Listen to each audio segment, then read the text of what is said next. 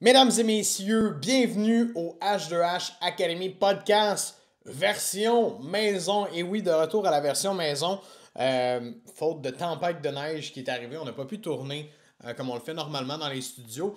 Puis on n'a pas haï ça de revenir à la maison, on a sauvé du temps. Donc dans les prochains épisodes, on risque de revenir à une formule un peu plus, je peux dire, régulière ou plus ressemblante à la saison 1, où on va parler beaucoup plus de trucs, d'astuces, de concret pour vous aider dans les ventes. Vous avez été quand même nombreux à nous le mentionner que c'est cool la saison 2, c'est cool de voir les entrepreneurs, les enjeux, mais vous voulez avoir plus de trucs sur la vente, ça donne bien. C'est pas mal ça notre spécialité, donner des trucs sur la vente. Fait que pour ça, j'ai accroché ma banner au mur pour repartir la saison 2. En fait, la V2 de la saison 2, un peu plus homemade. Donc, dans ce 18e épisode, on va parler des astis de soumission par courriel. Désolé, je m'emporte tout le temps quand je parle de ça. Les soumissions par courriel, c'est un fléau. C'est un gros bloquant aux vendeurs, aux entrepreneurs. Puis beaucoup de gens ont de la difficulté à se départir de ça. C'est comme un peu un pot de colle qui les suivent continuellement. Et aujourd'hui, je vous montre comment on arrête d'envoyer des soumissions par courriel et quels sont les impacts pour vous, surtout d'arrêter d'envoyer des soumissions par courriel. Bien sûr, les impacts sont dans les multiplicateurs de vente de chiffre d'affaires. Vous allez le comprendre pendant cet épisode-là. Je vous souhaite une excellente écoute. On se revoit juste après. Are you behind on your credit card bills? Good, pick up the phone and start dialing. On vend pas comme on consomme, right? Malheureusement, tu laisses aller ton client à la compétition. On part. Let's go. Comment qu'on passe? Ben, je trouve que c'est à propos. 16 janvier. Okay. C'est vrai. Les gens qu'on voit le plus envoyer des soumissions par courriel, c'est le domaine de la construction. Il y en a d'autres. Okay. Il y en a d'autres, mais on s'entend qu'eux autres, c'est une grosse majorité des entreprises que je rencontre font ça. Et donc, à partir de ce moment-là, ils se réveillent, là, un peu les vacances finissent, puis là, on dirait qu'ils sont tous comme « Bon, là, moi, je remplisse mon calendrier de production pour cette année », puis ils commencent à parler à leur lead, puis ils envoient des soumissions par courriel. Fait que je pense que c'était là le plus intéressant, je pense, de parler de ça, parce que, tu sais, si tu apportes des changements aujourd'hui, puis que tu vas chercher 14-15% de closing de plus cette année, ça va faire la différence entre un calendrier de production pas plein ou un taux de ou un coût d'acquisition beaucoup plus élevé. Ouais. Fait que des fois, ça peut faire ça. J'aime ça. Il y a Anne-Marie qui dit dans les commentaires, je présente toujours les soumissions en Zoom maintenant depuis mon taux de closing a augmenté. Ça commence bien. Marvelous! Let's go! Honnêtement, tout le monde qui va faire la transition, tout le monde que j'ai vu, entendu, coaché, formé depuis les 3 dernières années, du moins, tout le monde qui a fait la transition de ça, le taux de closing a augmenté. Il n'y a personne qui a fait comme moi, c'est de la marde depuis que j'ai arrêté d'envoyer des ça existe pas. Il n'y a personne. Ouais, on n'a jamais eu ça, là. Ça, c'est la prémisse de cet épisode-là. C'est sûr que ça va être pour le mieux. OK? Seule chose. Ouais, les choses que tu vas mettre en place aujourd'hui, si tu acceptes de mettre tes croyances limitantes de côté, I promise, il va y avoir plus d'argent dans tes poches. Définitivement. Puis, tu sais, j'aime ça revenir toujours au pourquoi que le monde, esti, ils font ça dans la construction, genre, fait des années, esti, que tout le monde fait ça, puis là, on voit souvent ça dans la construction, c'est quelqu'un qui est employé, qui est un esti de bon employé, qui est le meilleur des employés, finit par se partir à son compte. Son modèle d'affaires, c'est qui? C'est son boss qu'il avait avant, il voyait comment que sa business roulait, il peut se fier sur ça. Je dis pas que c'est toujours comme ça, mais c'est quand même quelque chose d'assez fréquent qu'on voit. La personne qui apprend sur le tas en construction, c'est rare que quelqu'un a un bac en administration des affaires, nécessairement qui s'en va en construction, on apprend souvent sur le tas. Puis on reprend le même modèle qu'on voit, on refait un peu la même formule qu'on voit ailleurs parce que ça fonctionne. T'sais, on voit du monde qui ont des business, qui ont des employés, ils ont des gros trucks, ils ont du stock. Mais par contre, là je fais un lien entre les deux très serré, ça veut pas dire qu'ils font des profits nécessairement. Ça veut pas dire que les gens sont ultra profitables en construction, ça c'est un red flag là. On voit beaucoup de monde qui ont de l'air de rouler comme des hosties de fous en construction, mais je reprends tes mots, quand on rouvre le capot, hostie, tout est... C'est rouillé! Non, mais tu vois, mais moi j'apporte une autre chose. Toi, tu dis que bon, père en fils, ou ben je regarde mon bas, je me lance à mon compte, j'ai toujours vu ça dans ma vie. Mon père était de même, mon grand-père était de même. Mais moi j'apporte une autre dimension, parce que dans la construction ou dans d'autres domaines, tout ce qui est une notion d'appel d'offres, de commercial, de donneur d'ouvrage. Fait qu'un très gros général, là, pensons aux gros qui bâtissent nos routes puis qui bâtissent les méga bâtisses à Montréal, gouvernementales, institutionnelles, whatever. Ben, il n'y en a pas vraiment de présentation de soumission parce que tu ships ça par courriel. Puis on avait eu un mandat, qui est mon voisin ici, là, qui est une grosse compagnie de bordure de trottoir puis de trottoir, puis crème, des fois, il envoie 300 soumissions pour en dégoter 2, là, tu sais. Fait que, ultimement, c'est juste des donneurs de prix. Fait que ça, je pense que dans certaines industries en particulier, il y a comme une compréhension que c'est ça qui s'applique au résidentiel. Tu sais, l'autre fois, on s'asticotait, puis il riait bien parce qu'il nous appelle les vendeurs de frites, là, parce que lui, il comprend pas qu'on doit rencontrer un client puis qu'on doit closer ça, tu sais. Fait que dans sa tête, il y a une discordance. Fait que c'est sûr que si tu l'amènes au résidentiel, il va refaire la même affaire, là. T'as besoin de 30 pieds, de 30 pieds de béton, ça va te donner ce volume-là, c'est ça le prix. That's it, puis il va s'en aller. Fait que, ultimement, je pense vraiment qu'il y a une fracture dans la façon dont on va vendre au commercial, à l'institutionnel, au gouvernemental, versus au résidentiel ou dans le commercial PME. Hein? Petite business où est-ce que tu peux avoir les décideurs, que le cycle de vente est relativement short, moins d'une semaine, mais là, ça fait toute la différence. Fait que, je pense que les deux facteurs... Non, mais oui, parce que les plus grosses business apprennent de cette façon-là, puis les startups, les small business owners, justement, en construction, voient le modèle qu'ils ont toujours fait ou qu'ils ont toujours vu à proximité. Puis, tu sais, je pense que il y a une chose, en fait, qui crée de la résistance ou qui accentue le comportement, puis c'est le client aussi à la fin de la journée. Puis si on prend dans le résidentiel, là, par exemple, là, mais puisque tout le monde envoie des soumissions par courriel, ou tout le monde va faire ça comme ça, ben le client, il va demander ça. Et nous, en tant que compagnie, on ne veut jamais déplaire au client. Donc, si le client nous demande une soumission par courriel, certainement, monsieur le client, je vous envoie ça à l'instant. Donc, il y a le client qui, pour moi, je vais mettre ça dans la résistance. C'est ce qui crée une résistance, c'est ce qui fait en sorte que les gens ont de la misère à flipper. D'ailleurs, nos clients, du monde qu'on a formé, du monde à qui on a parlé, on enseigne cette méthode-là, il y a des vidéos sur le web, il y a ça aujourd'hui, il y a plein de choses. On en parle souvent, des soumissions par courriel. Il y a beaucoup de gens qui sont comme « Ouais, mais moi, le monde, ils veulent rien savoir de ça. » Of course, ils sont pas habitués. Fait que tout de suite, la résistance, c'est « Mon client, c'est pas ce qu'il veut, fait que je le ferai pas. » Genre, on l'entend souvent, en coaching, on le voyait, le mec, tu te souviens des clients dernièrement qu'on avait pognés dans une même compagnie, il était comme, mais voyons donc, il me demande tout ça, pourquoi je ferais pas ça? Ça fait pas de sens. Mais pourquoi, tu sais, puis moi, ma question numéro 1, c'est pourquoi tu prends pas l'opportunité de démontrer que tu as plus de valeur que ta compétition? Là, ils sont comme, de quoi ils parlent? De quoi tu veux dire, là? Monsieur le client, je vais venir à la maison, puis je vais prendre le temps de regarder ça avec vous, m'assurer que je vais vraiment avoir un horizon 360 du problème pour être sûr que quand je vais vous faire un devis, je vais être 100% certain que ça va être la bonne chose. Déjà là, en mettant le doute que les compétiteurs n'ont pas fait la bonne affaire, tu viens d'en gagner un avantage. Parce que la réalité, ça on le voit beaucoup dans le domaine de la construction, là, désolé parce que c'est vraiment évident. Tu viens pas voir le chantier, là, puis tu me shoots ça par courriel, ou tu viens le voir, puis après ça, tu fais pas de suivi client, puis tu me poses pas de questions, puis tu n'analyses pas le problème, c'est sûr que tu échappes des détails. Puis là, qu'est-ce qui se passe dans la réalisation des travaux? Ah, une surprise. Fait qu'il va y avoir des frais extra.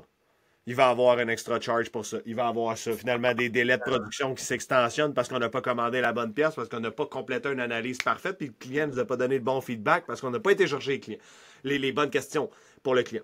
Fait que, ultimement, moi, je pense que ça, c'est déjà là, dérouler le tapis rouge puis démontrer que tu fais le extra mile que toute ta compétition fait pas, tu sais. Ça t'évite de... J'ai bien aimé le bout que tu as dit, tu sais, comme... d'éviter toutes ces erreurs-là, puis ça fait en sorte que le service client est beaucoup plus mis de l'avant, que tu le veuilles ou non. Puis tout le monde veut ça pour sa business, là. Tout le monde veut aider le client au maximum, tout le monde veut donner un bon résultat. Il n'y a personne qui va prendre une job, peu importe que tu sois en construction ou non, il n'y a personne qui va prendre une job avec un client pour dire « Hey, lui m'a livré, c'est pas grave si je le livre à 50%. » Ben, c'est un client comme un... Mais non, si tu veux donner un bon service pour que le client en parle, que tu aies des référencements, qu'il y a un bon avis sur Google. Fait que, en plus de ça, envoyer la soumission par courriel, comme tu dis, ça porte tellement à des ajouts, des ci, des ça. Et les ajouts portent à quoi? La frustration.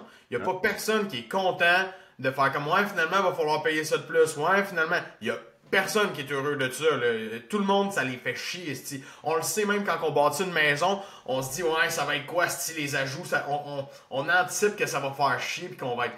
Parce que, puis ça pourrait ne pas être comme ça, mais c'est fait comme ça parce que tout le monde l'envoie par courriel puis tout le monde bête à peu près puis on fait ça de même. Puis ça finit que c'est sûr. Oui, il peut y avoir des marges d'erreur, Mais quand elle est prévue, la marge d'erreur, puis qu'elle est calculée, puis qu'elle est anticipée, c'est une autre chose que quand... Exactement, tu sais, puis t'as bien touché le point, là, c'est pas juste genre tu vas augmenter ton taux de closing, c'est le côté opérationnel va être plus fluide, la qualité client va être plus fluide, les reviews vont être plus fluides, plus de référencement. Ça, là, c'est un boomerang, le référencement, là. Tu sais, tu closes une grosse job là, de centaines de milliers de dollars, puis le voisin te voit aller, puis t'as tellement donné un bon delivery tu vas avoir tes références, ta signe on the spot, parce que le lien de confiance est déjà là. Fait que, tu sais, ça, c'est juste pour vous convaincre d'arrêter d'envoyer ça par courriel. Maintenant, j'apporte un point de vue plus psychologique de la chose. Oups, Nick, t'es-tu là? On dirait que ça... C'est moi qui bug ou... Je suis là. OK, c'est bon. J'ai planté. c'est revenu. OK, parfait. Donc, j'apporte un angle un peu plus psychologique de la chose, là. La responsabilité du vendeur, c'est d'expliquer, de vulgariser puis de conseiller le client, on est d'accord, là, tu sais. Donc, de vraiment, genre, prendre le temps de descendre la soumission avec lui puis de valider que chacune d'elles a des questions. La majorité des clients, pour la plupart, vont pas poser de questions sur un devis. Ouais. Ils vont pas dire ça, je comprends pas. Ils vont pas admettre qu'ils comprennent pas. Ils vont lire, ils vont aller voir le prix, c'est cher, c'est pas cher, peu importe. Mais ils vont pas analyser le devis de fond en comble. Puis là, c'est pas pour manquer de respect aux clients que je dis ça, c'est juste factuel, c'est un concept psychologique. Les gens aiment pas avoir de l'air con. Fait que d'admettre qu'on est méconnaissant, c'est d'admettre qu'on est con. Right? Puis les gens, c'est difficile de dire avec humilité, ben je comprends pas ce paragraphe-là, je comprends pas ce que ça l'inclut. À partir du moment où est-ce que j'ai pas 100% la compréhension juste et éclairée de ton concept dans ta soumission, je peux pas prendre une prise de décision éclairée. Je peux pas prendre une prise de décision juste en fonction du prix. Parce que je comprends pas ce qui est dans le devis. OK? Fait que ça, c'est un principe de base. Fait que si tu es sur place puis que tu le vulgarises, puis si tu rends compte que son non-verbal te dit qu'il comprend pas, tu as quand même bien l'opportunité de dire là, ici, y a-tu quelque chose qui est pas clair? Ah non, tout est beau, Pierre-Luc. Ben parfait, j'aimerais ça que tu me reformules ce que tu en comprends. C'est la connexion humaine là-dedans aussi, je trouve que c'est ça qui est manquant dans cet envoi-là, parce que tu disais ça, c'est difficile de le dire pour le client avec humilité, de dire comme hey, ça, je suis pas sûr, je le vois pas bien. Puis à distance en plus, c'est comme de l'appeler. C'est un petit peu plus froid quand la soumission a été envoyée à distance. Souvent, la soumission s'est faite rapidement sur place aussi, qu'on voit souvent, là, les gens qui envoient ça par distance. Je dis pas que tout le monde est comme ça, mais des fois, le monde même, il se déplace pour faire la soumission. Les propriétaires sont pas là. Ils parlent même pas avec les gens. Donc, ils vont mesurer, ils calculent, ils envoient ça. Donc, la connexion humaine n'est pas là du tout. Fait que la personne qui sent, je vais dire comme tu as dit, qui s'en conne déjà devant je suis pas sûr de comprendre sa soumission, a aucune relation avec toi. Donc, en plus de ça, c'est sûr qu'elle viendra pas vers toi. Qu'est-ce qu'elle va faire? Elle va en parler avec son cousin qu'elle connaît qui fait ça ou un autre. Puis son cousin va dire ah ouais, mais non, je connais un autre gars qui fait ça, pour moins cher peut-être au lieu que lui, puis il est vraiment bon. Lui, c'est un peu cher. Je trouve que ton cousin, il est peut-être bon, mais il est peut-être très mauvais aussi, puis c'est peut-être pas le meilleur juge de caractère pour faire ça. La meilleure personne, c'était l'entrepreneur pour t'aider. Mais parce qu'il n'a pas bâti de relation avec toi, parce qu'il a envoyé ça par courriel, ça ne te donne pas la chance, puis là je me positionne comme le client, mais ça ne te donne pas la chance de revenir vers lui. Et le client qui a confiance en toi, que tu as jasé pendant 45 minutes, tu lui présentes la soumission, il va te dire « Ouais, on sait quoi ça, Pierre-Luc, je comprends rien là-dessus. » Il va être bien plus à l'aise de te le demander si tu as eu une belle relation en plus que c'était à distance comme ça. Fait que, tu sais, ça revient à... Tu sais, nous, on s'appelle H2H Academy pour Human to Human. La vente, c'est une relation entre deux humains, puis c'est ça qui fait en sorte que les gens achètent ou achètent pas.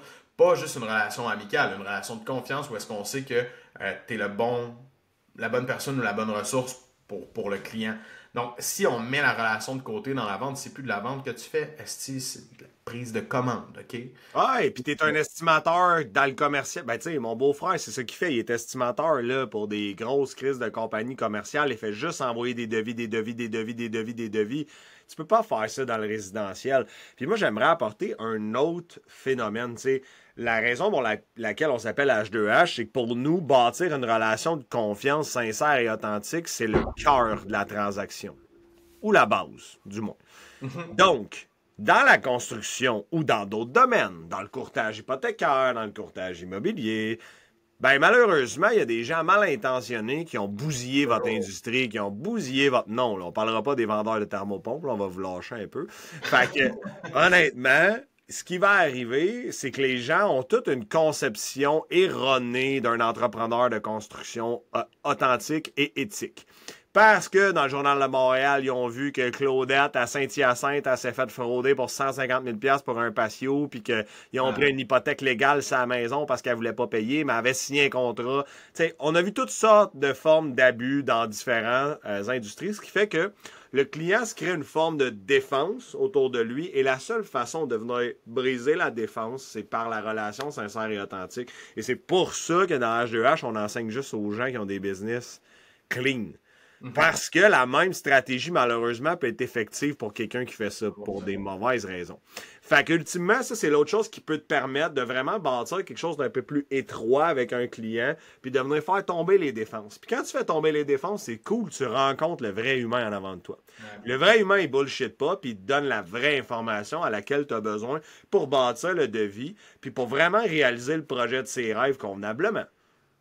T'sais. Fait que ce point-là, il est plus complexe, mais comprenez-moi, c'est que les gens ont une conception très claire de... C'est une conception stéréotypée. Désolé les courtiers immobiliers, mais les clients, ils vous voient arriver, vous êtes tous des voleurs qui font de l'argent à côté. C'est poche. Parce que, genre, ils ont l'impression que vous faites rien, vous faites 30 000 de commission, tu sais. C'est poche. Mais la réalité, il y a énormément de travail en arrière. Fait qu'il faut être capable de le justifier, bâtir une relation de confiance, puis de les accompagner dans une des plus grosses étapes de leur vie. Mais si tu fais juste dire, ben moi, je charge 4%, puis je t'envoie ça par courriel, c'est sûr que tu n'auras jamais de crise de mandat de vente. Ça n'a pas rapport, là, tu sais. Ouais, puis tu sais, c'est facile, effectivement, comme tu as dit, l'influence de la société, des nouvelles en général, de tout ça fait en sorte que, là, bien évidemment, on parle monsieur, madame, tout le monde en général, fait en sorte que les gens vont être biaisés. Fait que oui, la relation humaine est super importante. Je pense qu'on a des commentaires. Je vais aller là-dedans. Exemple parfait. Un contracteur qui m'a fait ça en soumission, il n'a rien closé. Je lui ai demandé comment il se présentait, de quelle façon il vend, car il n'a eu aucun retour après tant de soumission. Il a clairement des questions à se poser. Ok. Je suis pas sûr de comprendre. Non, elle fait juste dire qu'il y a quelqu'un qui ne closait pas. Là, mais... Qui charge pour des soumissions? Bonne question. Ouais, vraiment une bonne question, mais je pense que ça se faisait beaucoup plus auparavant que maintenant. Ouais, moi, je suis pas à l'aise de charger pour une soumission. Je vais te préqualifier convenablement pour savoir que mon temps va être valuable quand je vais aller te présenter quelque chose. Puis c'est là que je vais tirer mon épingle du jeu au lieu de soumissionner à tout le monde puis perdre mon temps. Puis ça, je peux comprendre. Souvent, c'est là que les gens sont comme écœurés de soumissionner pour rien. Fait qu'ils vont charger de facto pour une soumission pour sauver du temps, voir le sérieux du client. Mais je pense qu'une bonne préqualification peut vraiment être un bon goaler à temps. Et puis sauver même l'argent au client, parce que le client qui viendrait faire une soumission, puis finalement, tu te rends compte que ça fait pas de bon sens, tu y charges quand même la soumission, mais c'est plate pour lui. Il a payé pour quelque chose que finalement, t'étais peut-être pas la bonne ressource ou la bonne personne pour l'aider là-dedans. Donc, effectivement, la préqualification vient à la fois t'aider toi puis aider le client à trouver le bon service pour lui, là, définitivement. Fait que voilà, ça c'est excellent parce que les gens ils vont dire « Ah, c'est juste 100$ la soumission, on va le faire venir », mais ils sont pas préqualifiés puis tu pourras jamais faire son projet, ça sert à rien d'y présenter parce qu'en plus, t'alimentes le rêve, t'alimentes plein de choses. Tu sais, dans le domaine de la construction, c'est peut-être moins rough, là, mais dans le domaine du fitness, ça fait mal en sacrament quand la fille, elle braille en avant de toi parce qu'elle veut perdre du poids, qu'elle est écœurée de pas se trouver belle, puis à la fin, tu lui sors le prix puis elle est pas capable de se le payer. T'as de l'air d'une petite plein de marde, là, on s'entend, là, tu sais. Puis tu te sens mal, là, tu sais. Fait qu'ultimement, je pense que la préqualification dans ce sens-là est importante. Ouais, définitivement. Anne-Marie a mis un autre commentaire. Pas d'accord. Admettre que tu ne comprends pas et que tu es assez allumé de ne pas te commettre sans savoir, c'est la grande raison de présenter la soumission en ligne. Ben, le point étant qu'il y a beaucoup de gens, en fait, qui n'acceptent en fait, pas qu'ils n'acceptent pas, mais qui ne comprendront pas nécessairement du premier coup. T'as bien beau être la meilleure vulgarisatrice au monde puis être capable de bien l'expliquer, il y a des gens quand même qui vont avoir besoin d'explications supplémentaires. T'as des analytiques, des directives, des aimables. Puis oui, un expressif pourrait facilement dire « Ah, moi, je comprends pas telle affaire », alors qu'un analytique beaucoup plus réservé qui a une autre estime de lui va peut-être être très challengé par quelque chose qu'il comprend pas puis il aura pas le goût de lever la main puis le dire. Fait que ça va être beaucoup plus, je pourrais dire, propre à chaque individu qui est devant toi, mais c'est toujours notre rôle de discerner, est-ce qu'il y a un non-dit qui est là en ce moment, est-ce que je vois que le client semble pas comprendre ou avoir justement un questionnement là-dessus, puis c'est notre rôle de le challenger si on voit qu'il comprend pas. Puis le point était que si on n'a pas de relation du tout avec la personne, c'est crissement plus difficile qu'elle s'ouvre à nous puis qu'elle vienne nous en parler, alors qu'à distance, avec une soumission en ligne, bien évidemment, les gens appelleront pas nécessairement pour dire « Ouais, j'ai une question sur la ligne 4, 7, 8, 12, 14 ». Ouais, exact. Puis tu sais, l'autre chose, puis c'est drôle, je lis le commentaire d'Anne-Marie, là, je suis pas mal convaincu, si ma mémoire est bonne, qu'on s'est parlé il y a 18 mois, toi puis moi, là. Il n'y a aucune possibilité de faire vivre une émotion par le biais d'une soumission par courriel. C'est tellement fade. Puis c'est dans les canaux, là encore, je reviens sur une thématique psychologique, là, mais dans les canaux de communication, juste avant le texto, je pense que tu as le courriel. Là, t'sais. Fait que tu sais, dans le lien étroit que tu vas bâtir avec le client, puis la capacité à faire vivre une émotion, notamment en design, je pense que c'est important de pouvoir aller connecter avec la possibilité de leur créer leur projet de rêve ou quoi que ce soit, puis de les driver dans une émotion plus positive. Mais dans ce sens-là, ça peut pas être réalisé en courriel, là, ça c'est certain. Là, définitivement. Philippe a mis un commentaire transformer le terme soumission par entente. Bonne idée pour déjà donner la mentalité que c'est pas juste une suggestion, mais que c'est la solution. Définitivement, le mot soumission dans la sémantique des mots en vente, c'est pas quelque chose qu'on va préconiser. Définitivement, entente. Tout dépendant, c'est qu'est-ce que. Si c'est un offre de service, tu peux mettre ça par l'offre, tout simplement, ou le plan de match. Tu peux mettre quelque chose de sexy qui fit avec toi, qui fit avec ton industrie, qui fit avec ton client cible. Il y a plein de termes qui peuvent être utilisés, mais non, soumission, effectivement, c'est beaucoup trop un mot qui est brûlé, on pourrait dire, puis qui n'est pas conseillé, définitivement.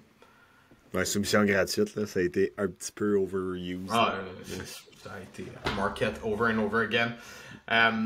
Pour continuer dans ce sens-là, au niveau des soumissions, j'ai reçu tellement de commentaires en dessous des publicités. Là, pour vrai, là, du monde qui sont comme « Moi, ça fait des années, j'ai toujours envoyé par soumission, ça a toujours fonctionné, fait que je changerai pas ma façon de faire. » Bon, je vais pas me fâcher, mais presque, OK?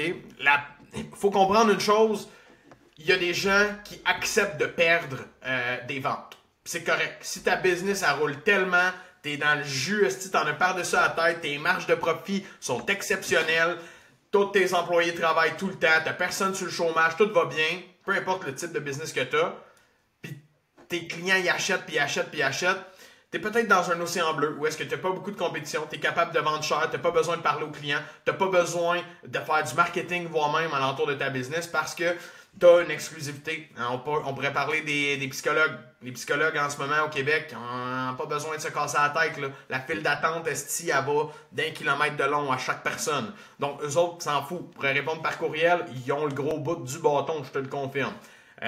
Quelle autre industrie? La santé, plus ou moins, il y a plus des cliniques privées, sont peut-être pas pleines, là, mais il y en a plusieurs des industries où est-ce que les gens ont le gros bout du bâton. Ouais, il y en a, il y a des créneaux dans la construction. Oui. Tu sais, genre, système d'intérieur, là, genre, ou réfrigération. Il y a des trucs vraiment complexes commerciaux qui sont, genre, 3 au Québec, genre. Là. Je connais pas tous les sous-métiers de la construction, mais définitivement, c'est sûr qu'il y en a. Puis c'est des métiers souvent crissement plus tough que les gens n'ont pas envie de faire, qui sont dans des conditions plus.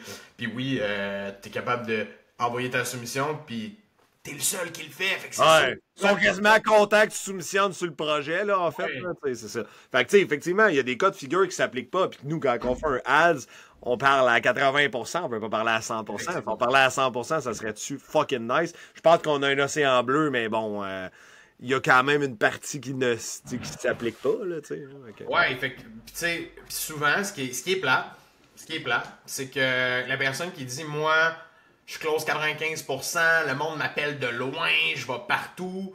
Tu sais, quand t'es un charpentier menuisier, ben c'est plate de te le dire comme ça, mais c'est juste que t'es pas assez cher. Ah oui. T'es sûrement bon, t'es sûrement très bon pour ce que tu fais, j'enlève pas. C'est juste que t'es pas cher et t'es bon. Donc quand t'es pas cher et t'es bon, qu'est-ce que ça fait? Tout le monde va se passer le mot, tout le monde va vouloir ton service. Tout le monde! Ça, souvent, c'est le monde qui se lance. Hein? Le monde qui se lance, là, ils veulent se faire un nom. Fait qu'ils commencent, ils cherchent pas cher, ils veulent se faire un nom partout, ils veulent tout le monde. Puis là, tout le monde se réfère, tic, tic, tic. Puis là, de manière, ils sont comme, ouais, tabarnak, c'est parce que là, j'ai fait moins cher à lui. Et là, l'autre, faudrait que je fasse un peu plus cher. Puis là, ça devient compliqué parce que, si, dans le système de référencement, un a payé ça, l'autre paye le double une manée, puis là, ben, une manée, le référencement va pas aussi vite parce que t'es rendu que tu charges crissement cher. Fait que tu vas aller lui, vas-y, il est très bon, hein.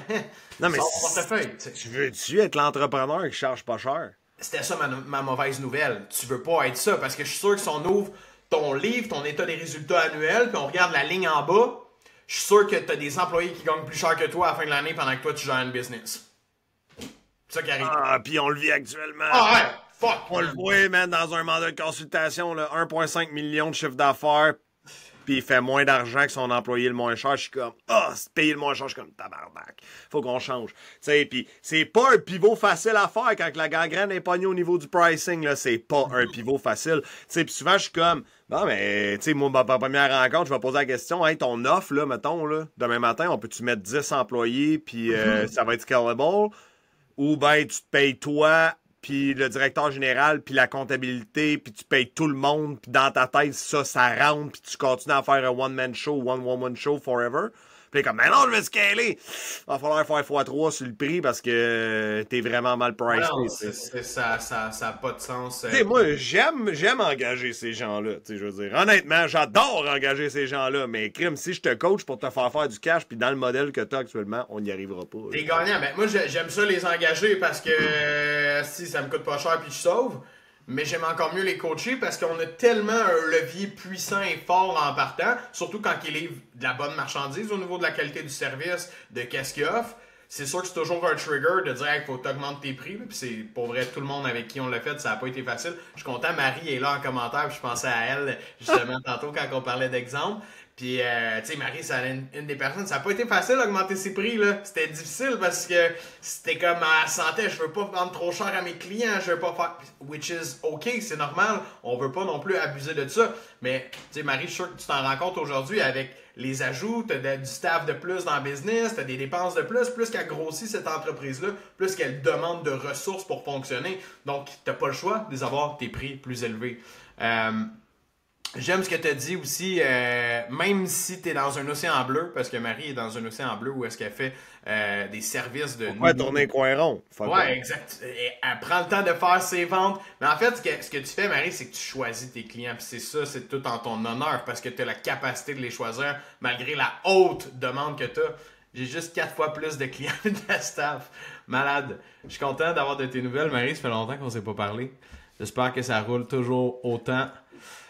On a une question de Jérôme, je pense aussi. Jérôme aussi, qui est un rising star dans les 2 dernières années. Ça fait longtemps qu'on s'est parlé cette semaine, là, mais ça fait 2 ans, je pense, 1 an et demi qu'on l'a coaché. Quoi, la question, veux-tu la prendre? Oui. Est-ce que vous feriez, lors de la réception d'un appel d'offres par une multinationale, outre que de mettre tes détails, prix, infos dans leur dossier, est-ce que vous feriez autre chose, sachant qu'ils vont regarder le dossier de tous et faire un comparatif par la suite? Souvent, la rencontre virtuelle vient après avoir passé la première étape. Oui, ce que je propose aussi, je pense qu'on a la même. Moi, je ferais un loom pour pitcher la soumission. Si j'ai aucun, mettons, là, j'ai tout le monde qui sont égales, j'envoie juste mes soumissions, c'est sûr que je fais un loom pour présenter. Ouais. Puis je te pète une esti de show, là, puis je te descends en soumission, puis pourquoi on est les meilleurs, puis c'est quoi travailler avec moi, puis c'est quoi la proactivité. Puis là, t'as tout le monde qui a une esti de soumission, puis là, tout apparaît en haut. Ah, puis tu shines, man, tu vas gagner énormément de points. Un loom ou un vidyard, Jérôme, là, je mettrais ça dans ton arsenal. Pour les gens qui ne connaissent pas, c'est un loom ou un vidyard, c'est un outil qu'on utilise pour filmer notre écran, donc présenter, par exemple, la soumission qui...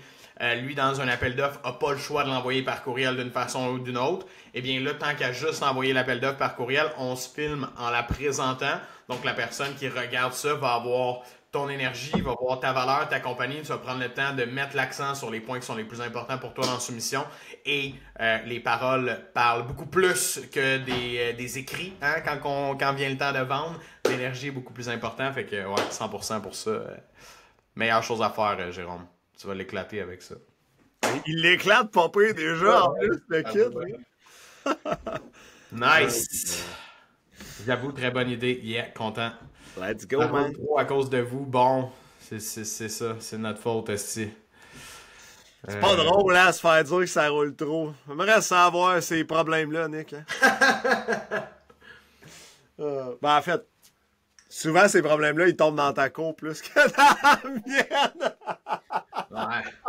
Toi, t'as le problème quand ça vend pas assez. Ouais, c'est ça. C'est dans ma cour. De mon bord, puis là, quand tu vends trop, ben, je suis dans la merde.